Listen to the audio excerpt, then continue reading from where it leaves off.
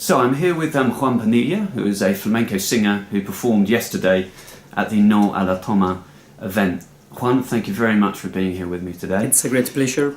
Could you tell me a little bit then about the aims of the Plataforma Granada Abierta and particularly the No a la Toma event that you were at yesterday? Yeah, the platforms fights for integration against racism and for different and for more open and less exclusive city, because city model, because Granada, because its history could be the best emblem of the union of civilizations, you know, and at the time of the splendor of Al-Andalus, it was an example, Granada, of cohesion of the three religions, Jewish, Muslims and Catholic, and around the 2nd of January, the platforms aims to show to the world that it's a very high, a very great error, historical error to celebrate this party, because I want to say that the Muslim was here 8 centuries, and it wasn't a toma, it wasn't a conquest, it was a surrender, it was a capitulation made by Boabdil king, and so it's celebrate this is just a historical error. So we are talking about first of the manifestant. They bring up the in the 2nd of January in Granada, they bring up to the streets the anti-democratic flags, anti-constitutional flags, the flags of fascism, the flags of Franco. So for us is a call for the extreme right, and it's a mistake excluding people and celebrating the supremacy of the white race. Thank you. So what is your involvement with Granada Abierta? So many musicians, many artists, painters, university professor, and many researchers, historians belong to this platform. So I feel identified with the values it defends, and I'm part to it, you know. Mm-hmm. The Dia de la Toma appears to have become really politicised in recent years. I saw this yesterday when I was in the streets, and I've seen on YouTube videos. There's a number of protests in the streets, like you said, with people with different flags and different groups. Could you tell us a bit more on why you think this is, why you think the event has become politicised? It's true that in the Second Republic, Spanish Republic, it is still exists, you know, and they celebrate the Dia de la Toma. But it should be remembered that in the Second Republic there was a government of extreme right who imprisoned many people, many politicians of the left in this case. So it's really bad.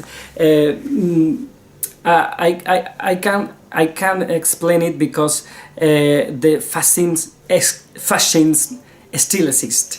The middle of Spain couldn't be fascism, and just the next day they woke up democratic.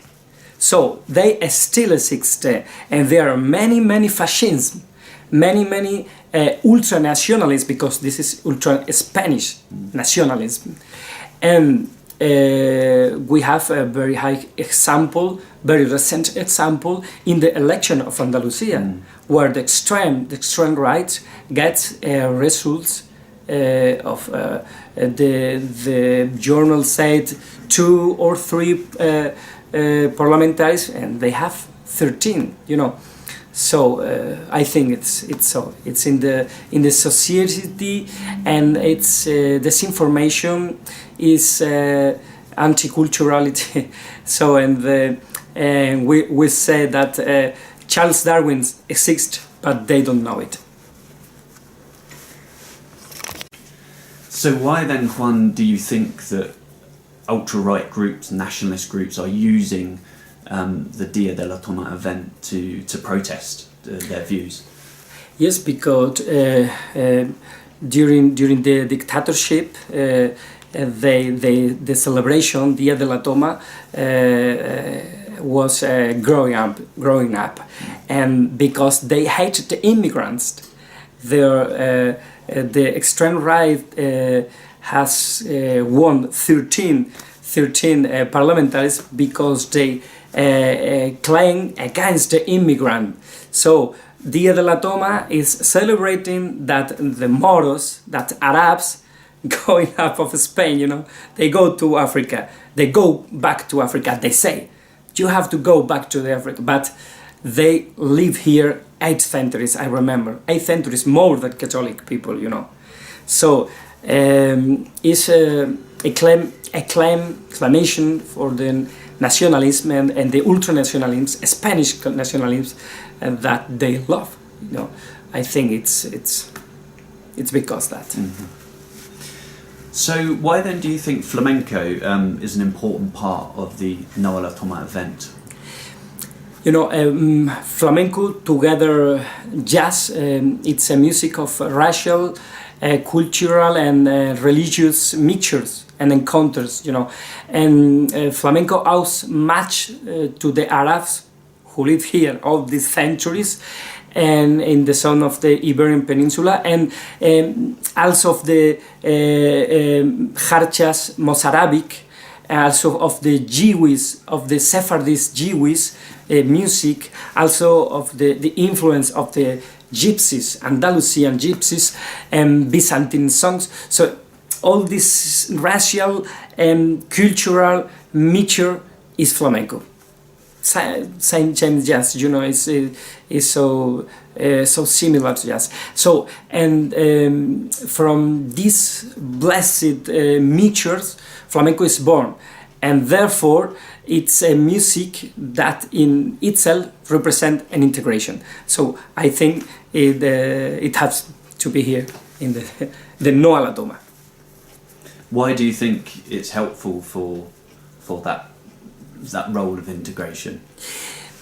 I think if you sing, if you are a painter, if you are an artist, you have the public in front of you, and you can make them feel and make them, perhaps for me that's so representative and so important. When I for example, when I listen to Leonard Cohen, for example, he makes me feel, but he makes me think, and I think it's so important to provocate in the public the two sensations, feel and think, because if you have this possibility of being in a scene and sing to many people and in moments thousands of people, you can make them be more sensibility so for integration, for peace, for respect to the others. And I think it's flamenco like other manifestation, cultural and artistic manifestation. I think in this way is how it can help. Thank you. So I noticed in the past, as part of the Noa la Toma event, you have performed with Moroccan musicians such as Souha Sahini, such as Kamal El-Nawawi, who live here in Granada. And I'm just wondering, what were these performances? How were they put together? And also, what was their relevance for this event? Yeah, well, uniting flamenco and Moroccan music is like uniting family members who come from the same trunk, you know, because it's the same trunk, the same family, and who have the same blood. It's so, I think. Therefore, we can speak of a fusion, but of a musical encounter that goes by itself. because are the same family. So there are many common points of connection, and also the language is different because Arab and Spanish, Andalusian perhaps. Studies carried out, for example, Antonio Manuel, who was in the 2nd of January in Nola Toma, he showed how much of our speaking in flamenco lyrics have Arabic terms, but more than we also think. So it's because that. Mm-hmm. And why do you think this is relevant? These performances are relevant for Noa Toma, yes, specifically. Because the union between, because in Morocco, the north of Morocco, they received there the ancient Granadines people who have to go when Catholic kings came here.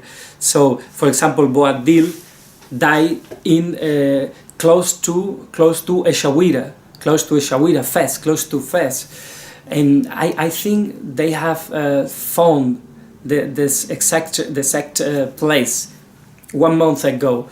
So, and the music of the north of Morocco, of the whole Morocco, North Africa, and the music of the south of the peninsula, Iberian Peninsula, is so similar that how I say you is the same family, and how we celebrate it in the Euro-Arab Foundation, and just in 500 meters in the mailers place, there the fascism and the fascists sing around and growing up their arms as a Nazi and fascist, songs.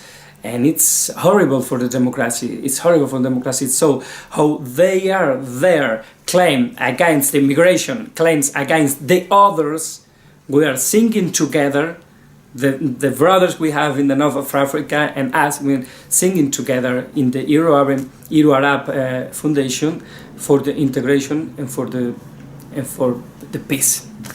Thank you. And so a related question then to this: do you think that flamenco and music in general can overcome this sort of rising nationalism, rising anti-immigration rhetoric?